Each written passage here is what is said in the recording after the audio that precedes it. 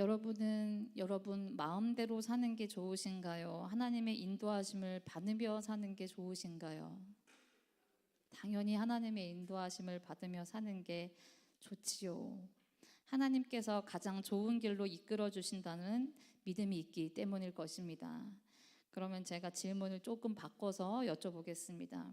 하나님이 여러분에게 20억을 주시고 네가 지혜롭게 사용해라 라는 거를 좋으시겠습니까? 아니면 아무것도 주지 않고 내가 필요할 때마다 주겠다 하시는 게 좋으시겠습니까?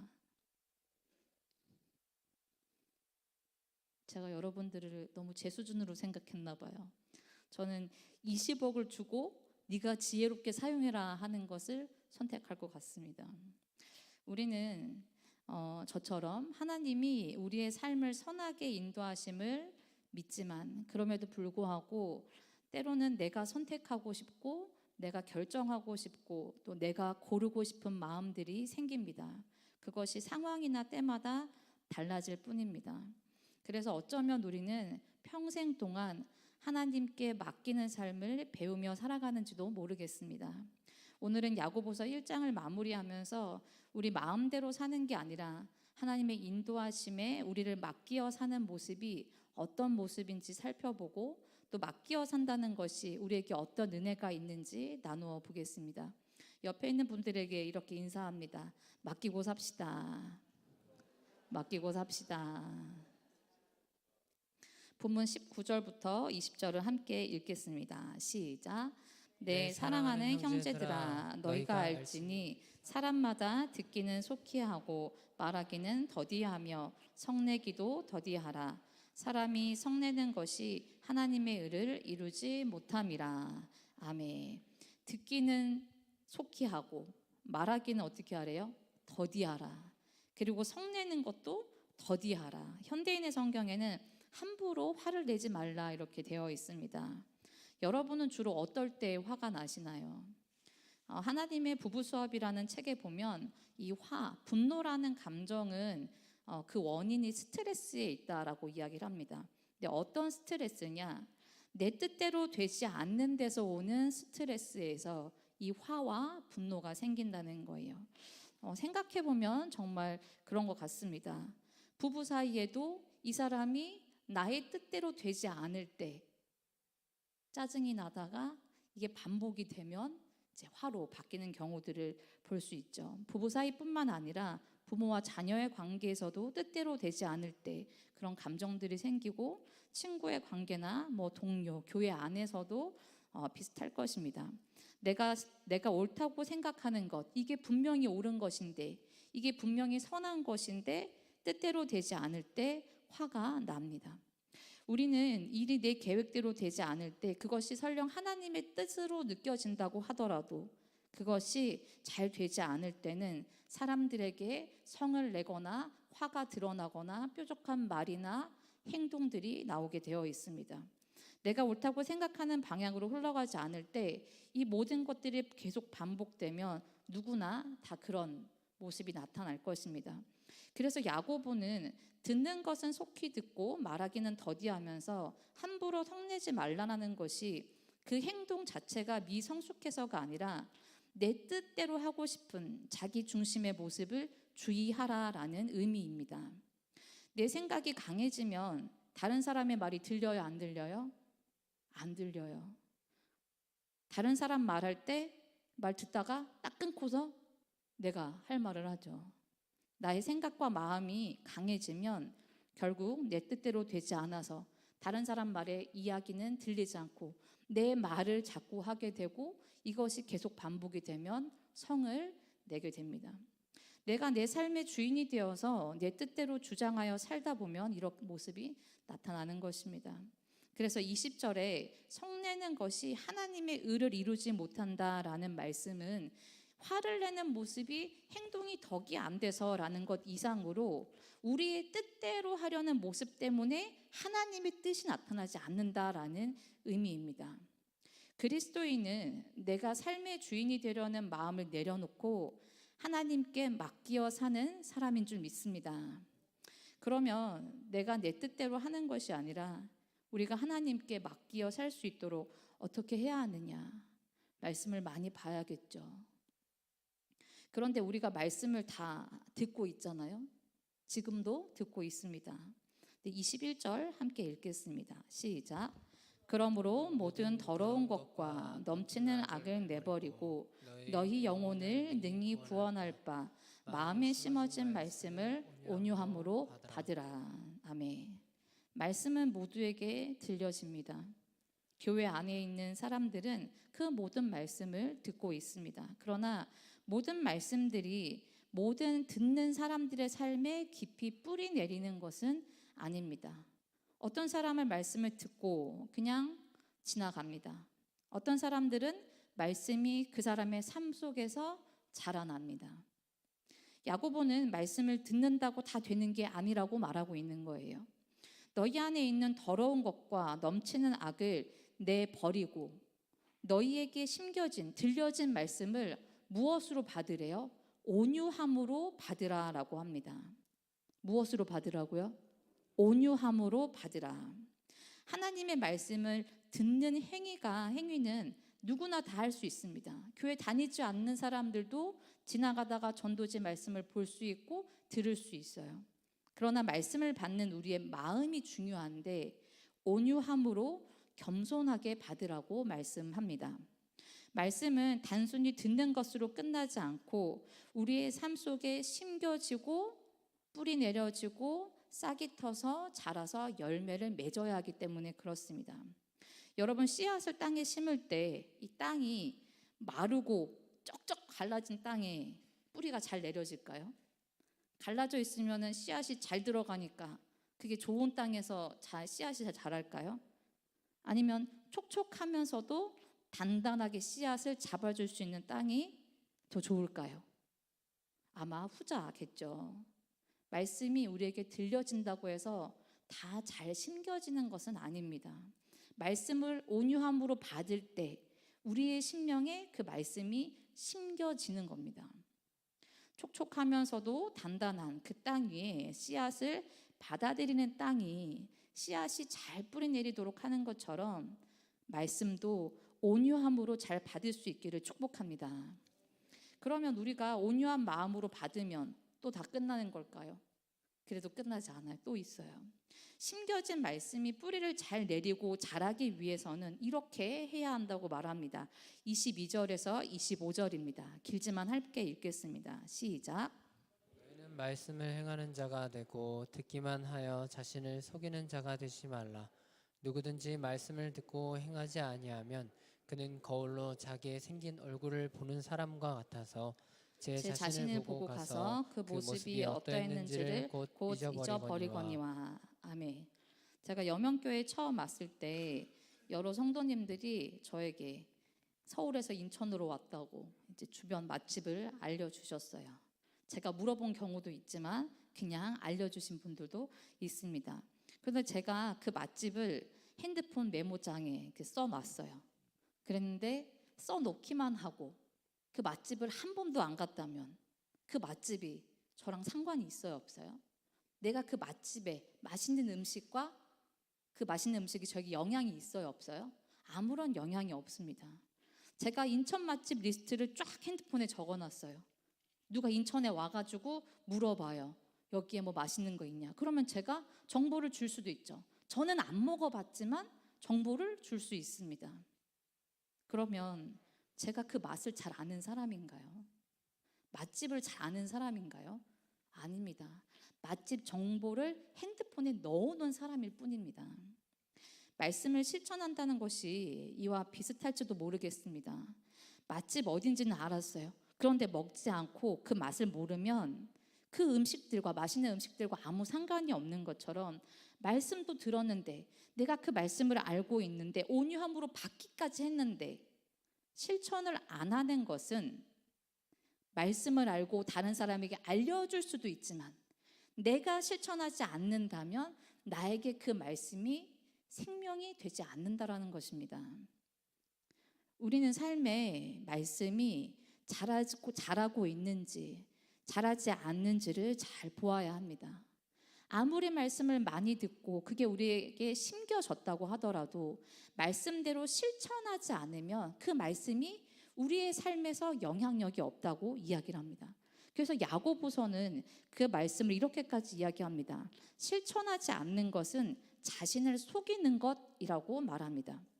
저는 맛집에 비유했지만 야고보는 거울에 비유를 합니다.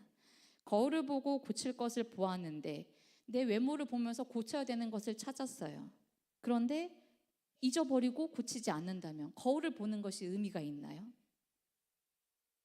의미가 없죠. 말씀을 아무리 많이 들어도 듣기만 하고 실천하지 않는다는 것은 자신을 속이는 것이다. 아무 의미가 없다라고 이야기를 합니다. 그리고 자신을 속인다라는 뜻은 고쳐지지 않았는데 고쳐졌다라고 스스로 속이는 거예요. 말씀이 우리에게 변화하기를 요구하는데 아무것도 변하지 않았으면서 나는 괜찮아, 나는 변했어, 괜찮아 스스로 속이는 것이라고 말을 합니다. 하나님은 말씀에 순종하여 자라가기를 원하시는 줄 믿습니다. 여전히 우리가 쉽게 화를 내고 함부로 사람들을 대하고 또 여전히 욕심을 부리며 사는데 말씀을 계속 보면서 실천하지 않는다. 그리고 스스로 이 정도면 괜찮다라고 생각을 하는 것이 속이는 것이다라고 이야기를 합니다. 야고보는 그래서 말씀을 듣기만 하고 행하지 않는 사람들을 스스로 속이는 자라고 표현합니다. 그럼 반대로 말씀을 행한다는 것은 말씀을 실천함으로 우리의 삶에 드러나게 한다라는 것입니다. 온유함으로 받은 말씀을 행하는 사람은 그 사람의 삶 속에서 말씀이 생명력 있게 뿌리를 내리고 자라게 되는 거예요. 우리가 이런 말씀을 실천해야 한다라는 이야기를 들으면 마음이 무겁나요? 아니면 가벼우신가요? 실천해야 된다. 저를 포함하여 많은 성도님들이 말씀을 배우면 배울수록, 말씀을 들으면 들을수록 책임감과 해야 되는 지침이 많다라고 느껴지니 좀 무겁게 느껴질 수도 있습니다. 책임감으로 무거워진다는 고백을 제가 종종 듣기도 합니다. 그리스도인으로서 잘 살아내고 싶어서 그런 것일 겁니다. 그런데 야고보는 이렇게 이야기합니다. 25절을 함께 읽겠습니다. 시작. 자유롭게 하는 온전한 율법을 들여다보고 있는 자는 듣고 잊어버리는 자가 아니요 실천하는 자니 이 사람은 그 행하는 일에 복을 받으리라. 아멘. 우리가 실천하는 온전한 율법은 우리가 실천을 한다라고 해서 우리를 매이게 하는 것이 아니라 어떻게 하냐면 우리를 자유롭게 한대요. 우리는 종종 말씀이 우리의 삶을 제한하는 것처럼 느낍니다. 왜냐하면 우리는 내 맘대로 하고 싶은데 내가 내 맘대로 선택하고 사는 것이 자유라고 생각을 하는데 하나님의 이렇게 해라 저렇게 해라 이거 하지 말아라 저거 하지 말아라 하는 것을 따라 사는 것이 내 삶의 제한이 된다라고 느끼니 나를 자유롭게 하기보다는 매이게 한다라는 느낌이 드는 거죠. 여러분들 얼마 전에 어버이날이었는데 자녀들에게 선물 좀 받으셨습니까?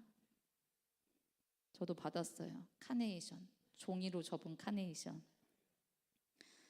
여러분에게 자녀들이 어버이날이라고 감사하다고 선물을 사왔는데 좋아하는 마음에 드는 옷을 사서 입으라고 하는 게 현금 주는 게 좋아요? 아니면 골라서 갖고 오는 게 좋아요? 이번에는 감사합니다. 내가 고를 수 있도록 현금을 갖고 오는 게 조금 좋을 것 같다는 생각이 저도 들었습니다. 누구나 내가 선택하고 싶은 마음이 또 있는 겁니다. 하나님의 말씀은 내 마음대로 하는 게 아니라 성도로서 실천해야 하는 지침들을 계속 알려주다 보니까 우리가 그 말씀 속에서 자유함을 느낀다기보다는 좀 제한하는 것처럼 느낌이 드는 겁니다. 예수님은 이렇게도 말씀하셨어요. 진리가 너희를 자유케 하리라. 예수 그리스도라는 진리를 알면 우리가 자유해진대요. 성경이 말하는 자유는 하고 싶은 것을 내 마음대로 하는 자유가 아닙니다. 우리는 자유를 내가 원하는 것을 선택할 수 있는 상태를 자유라고 생각하고 또 기대하지만 내 마음대로 결정하고 내 뜻대로 사는 것을 성경에서 이야기하는 자유가 아닙니다. 우리가 스스로 선택한다고 생각하는 많은 것들이 사실은 우리의 죄의 본성에서 출발하기 때문에 그렇습니다. 뜻대로 안 되면 우리 안에 분노가 생기고 욕심을 따라 더 내 뜻대로 하고 싶은 마음도 생기고 다른 사람들과 비교도 하게 되고 육신의 정욕들도 생기고 상처 속의 미움과 결국은 여러 가지의 모양으로 우리를 죄로 끌고 가기 때문에 그렇습니다. 사람들은 내 맘대로 하는 것이 자유롭게 사는 것이기 때문에 자유롭게 사는 것이 좋다고 생각하지만 실제로는 자기의 욕망과 죄에 끌려다니며 살아가게 되는 것입니다. 그리고 그 죄는 단순한 생각에서 멈추는 것이 아니라 우리의 말과 행동으로 범죄함으로 이어지게 됩니다. 오늘 본문에 듣지 않고 말하는 것, 함부로 성내는 것도 여기에 해당됩니다.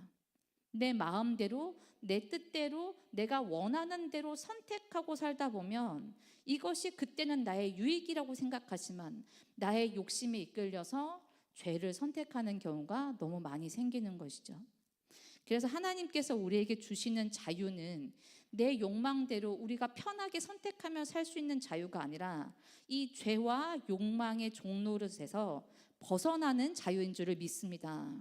내 맘대로 하다가 죄에 끌려다니는 인생이 아니라 이 끌려다니는 죄의 종노릇에서 자유를 주시는 것, 참 진리를 주시는 것이 하나님의 자유입니다. 하나님이 주시는 자유는 그리고 바로 여기에 있습니다. 고린도후서 3장 17절입니다. 함께 읽겠습니다. 시작. 주는 영이시니 주의 영이 계신 곳에는 자유가 있느니라. 아멘. 어디에 자유가 있다고요? 주의 영이 계신 곳에 자유가 있는 줄 믿습니다.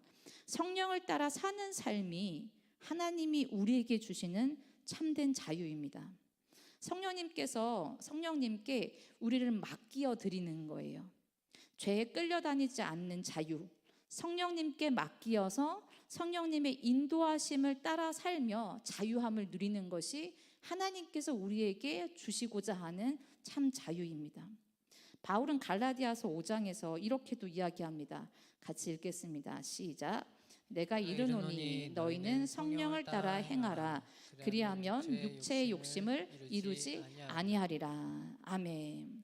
맡긴다는 것은 하고 싶은 것을 다 포기하고 사는 것이 아니라 성령님께 내 삶의 방향을 맡겨 드리면서 나의 선택이, 나의 생각과 감정들이 내 욕심에 끌려다니지 않도록 하는 것입니다.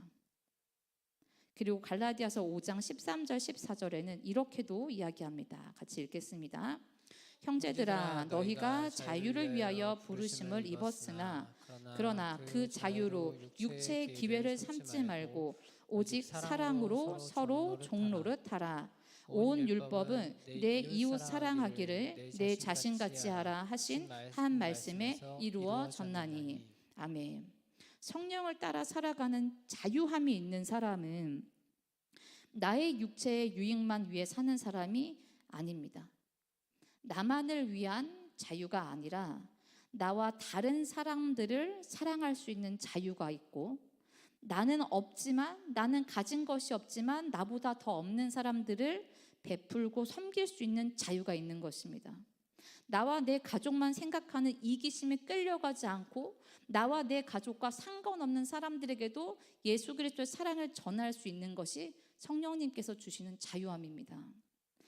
그래서 야고보 역시 오늘 본문 마지막 절에 하나님 앞에서 정결하고 더러움이 없는 경건은 이렇다라고 말합니다. 22절 함께 읽겠습니다. 시작. 하나님 아버지 앞에서 정결하고 더러움이 없는 경건은 곧 고아와 과부를 그 환난 중에 돌보고 또 자기를 지켜 세속에 물들지 아니하는 그것이니라. 아멘. 고아와 과부처럼 환난 가운데 있는 사람들, 고통 중에 있는 사람들을 돌보는 것입니다. 어떤 사람들이요? 성령을 따라 사는 사람들. 제가 지난주 사회봉사부 헌신예배 때 드린 말씀인데요. 나와 상관없는 사람일지라도 고통 중에 있는 이들을 돌보는 것입니다. 그 사람이 나에게 고맙다고 갚을 것이 없는 사람들에게 잔치를 베풀어 주라라고 예수님께서 말씀하십니다. 이것이 하나님 앞에서 정결하고 더러움이 없는 경건한 삶이라고 이야기합니다. 그리고 끝으로 성령님께 맡기고 사는 사람은 세속에 물들지 않는 사람입니다. 우리는 분명 이 세상에서 살아갑니다. 이 세상에서 다른 믿지 않는 사람들과 비슷하게 살아가는데 어떻게 우리에게 경건한 삶을 살 수 있겠습니까? 문화생활을 좀 덜 하면 경건해지겠습니까? 유흥을 좀 덜 하면은 경건해지겠습니까? 제가 10몇 년 전에 한참 20년 정도 됐을 것 같아요. 스마트폰이 막 보급되기 시작할 때쯤에 저는 그 스마트폰을 쓰는 것이 좀 불편하더라고요. 뭔가 이 시대가 너무 빨리 변하는 것 같고 그 시대의 변화에 따라가는 것이 그리스도인으로서 좀 불편함이 있었습니다. 그래서 제가 스마트폰을 일부러 사지 않고 한참 후에 회사 다닐 때 강제적으로 업무 때문에 써야 한다고 해서 그때부터 이제 스마트폰을 사용하기 시작했습니다. 그리고 그때는 스마트폰을 쓰지만 카카오톡 아시죠? 여러분들 카카오톡 안 쓰시는 분 거의 없을 거예요. 근데 카톡도 그냥 문자 메시지와 다르게 무료로 너무 많은 이야기와 메시지들을 전할 수가 있게 되었잖아요. 그러다 보니까 카카오톡을 사용하는 것이 그때 저도 그리스도인으로서 불편함이 있었습니다. 그래서 제가 카카오톡을 사용하지 않았어요. 청년부 사역을 하고 있을 때도 카카오톡을 사용하지 않았습니다.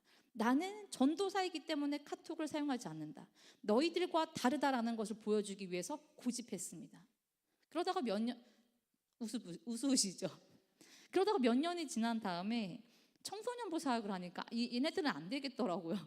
그래서 몇 년 전부터 카카오톡을 사용하기 시작했습니다. 그런데 제가 카카오톡은 사용하지만 그때도 나는 너희들과 달라라는 걸 보여주기 위해서 하지 않았던 게 하나 있어요. 그게 뭐냐면 유튜브입니다. 제 스마트폰에 유튜브 어플을 까는 것 자체가 저한테 불경한 거예요. 청소년들이 유튜브를 한참 많이 볼 때인데 왜 저런 것들을 보지 하는 생각에 유튜브라는 것 자체를 제가 불편한 마음이 들어서 핸드폰에 깔지 않고 청소년부 사역을 마쳤습니다. 근데 언제 유튜브를 시작한 줄 아세요? 코로나 터지고 나서. 유튜브로 예배를 보내야 하는 상황에서 유튜브를 이제 핸드폰에 깔았습니다. 제가 현대사회의 문명을 좀 덜 사용하면 제가 경건한 겁니까? 아닙니다. 경건의 기준은 그런 데 있지 않습니다. 자기를 지켜 세속에 물들지 말라는 것은 세상과 분리되어 살라거나 시대의 문명과 문화를 덜 사용하라는 뜻은 아닙니다. 유혹이 적을 수 있겠죠. 제가 카톡을 늦게 사용하고 유튜브를 늦게 했으니까 좀 유혹이 적었을 수는 있습니다. 그러나 본질적으로 그런 것이 경건한 것은 아니다라는 겁니다. 예수님께서도 이 세상 한가운데 죄투성이 세상에 오셨습니다. 세리와 죄인들이 식탁에 앉으셨고 부정하고 병든 사람들의 곁에 머무셨습니다. 환난을 겪고 있고 고난 중에 있는 사람들을 외면하지 않으셨습니다. 예수님은 세상 한가운데 계셨지만 죄인들의 틈 속에 사셨지만 세상에 물들지 않으셨습니다. 정결하고 더러움이 없는 경건은 죄인들과 분리되고 세상과 분리된 곳에 사는 것이 아니라 성령님께 맡기어서 세상의 가치에 휩쓸리지 않는 것입니다. 제가 좀 덜한 것 같은, 죄가 좀 덜한 것 같은 곳으로 피하는 것이 경건이 아니라 죄가 있는 곳에 예수 그리스도의 사랑을 가지고 살아가는 것이 경건인 줄 믿습니다. 그리고 시대마다 악하다고 말하는 문화들은 늘 있습니다. 창세기 때가 지금보다 얼마나 옛날이에요. 그때는 좀 나았습니까? 지금 우리가 사는 세상보다 많이 선했습니까? 오죽하면 하나님이 인간의 죄로 세상을 다 쓸어버리겠습니까? 그게 노아의 방주 아닙니까? 성경 통독하시는 분들은 얼마 전까지 열왕기 상하를 읽으셨을 텐데 이스라엘 왕조의 죄를 줄줄이 보지 않으셨습니까? 복음이 없고 하나님의 사랑이 없는 곳에는 늘 악한 것이 있습니다. 세상에 물들지 않는 것은 죄가 없는 곳으로 피해 살라라는 말이 아니라 이 악한 세상 속에서 그 어떤 죄인도 구원하기를 원하시는 하나님의 사랑을 가지고 살라라는 말이고, 그 어떤 죄인도 하나님의 사랑과 은혜 가운데 구원받을 수 있다라는 그 능력을 가지고 사는 것입니다. 세속에 물들지 말라는 말씀 때문에 세상을 두려워하지 마십시오. 하나님께서 세상을 이기셨고 사망 권세를 이기셨습니다. 그리고 우리는 성령님께 우리의 삶을 맡기어 세상을 사랑하고 세상을 주관하시는 하나님의 능력에 힘입어서 사는 그리스도인입니다. 오늘 본문의 말씀이 말하기를 더디하고 함부로 성내지 말고 말씀을 실천하고 혀에 재갈을 물리라고 환난 중에 있는 사람들을 돌보라는 내용들이 있다라고 해서 이것이 선한 행위를 강조하는 것은 절대 아닙니다. 이 모든 것은 우리가 읽었던 야고보서의 이 이야기들은 성령께 우리를 맡기고 성령을 따라 살아갈 때 우리에게 자연스럽게 나타날 수밖에 없는 성령의 열매들입니다. 언뜻 보면 우리의 행위를 강조하는 말씀처럼 보여요. 그러나 성령님께 우리의 삶을 맡기고 성령의 열매를 맺으며 살라라는 말씀입니다. 우리는 우리의 뜻대로 우리가 선택하며 살고 싶지만 그러나 하나님은 성령께 맡겨 살기를 원하십니다.